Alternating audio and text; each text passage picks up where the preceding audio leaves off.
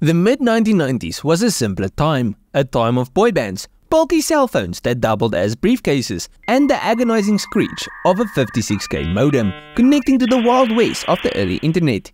Yet amidst the dial-up dreams and frosted tips, a revolutionary concept car emerged from Ford, a phantom from a future that never quite arrived, the Ford Indigo.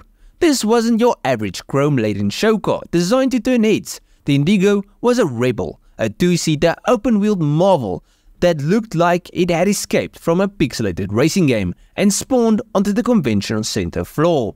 But beneath the head-turning low-slung profile and the now legendary front wing resided the heart of a champion. But we'll get into that a bit later. Let's first talk about how this thing was dreamt up. So the late 1980s and early 90s were a golden age for Formula 1. Ayrton Senna and Alain Prost were locked in a legendary rivalry, pushing car and driver to the absolute limit. Technology was advancing rapidly, with active suspension and carbon fiber monocoques becoming commonplace. Ford, no stranger to motorsport, had a vested interest in this technological arms race. Their course with the EV engine had dominated the sport in the 1960s and 70s, and they craved to return to glory. Enter the Ford HP and the HP Haas Lola, two Formula 1 cars designed and built by a collaboration between Ford and Haas Motorsports.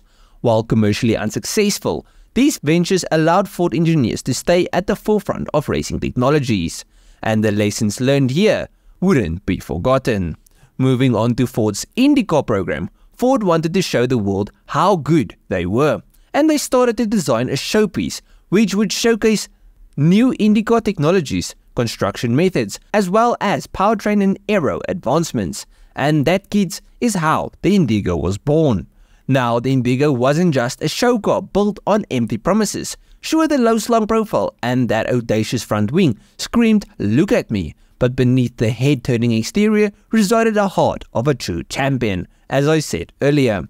Ford, in a stroke of genius, decided to raid the parts bin. They got two Duratec V6 engines and stuck them together, creating a whole new monster, a 6-liter V12 engine, which was then installed behind the rear seat. This engine was good for around 435 horsepower, and it could propel this concept from 0 to 60 in under 4 seconds, as well as do a quarter-mile time in 11.9 seconds. Give it a long enough straight, and she could reach a top speed of 180 miles per hour. But the magic of the Indigo went far beyond sheer horsepower. Ford knew that true performance was about more than just muscle. They borrowed heavily from the world of IndyCar, incorporating cutting-edge technologies to create a street-legal race car experience.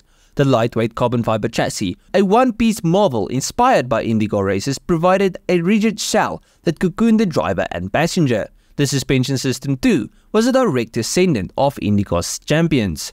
Double wishbones and pushrods, the workhorses of the racetrack, were transplanted onto the Indigo. The result, razor-sharp handling and lightning-fast reflexes. This thing was developed to give you the true race car experience. So what happened to it?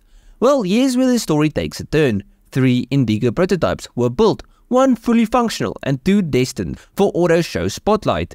The functional model, affectionately nicknamed the Go Car by the development team, is rumored to reside in the private collection of Jack Roush, a constant reminder of what could have been. The other 2, mere showpieces, were eventually sold off to private collectors.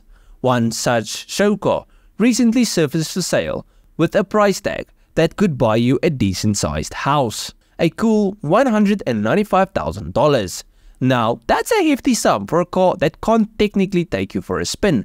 But for the die-hard collector, the Indigo represents a piece of automotive history, a tantalizing glimpse into an alternative reality where Ford ruled the streets with a street-legal Indigo.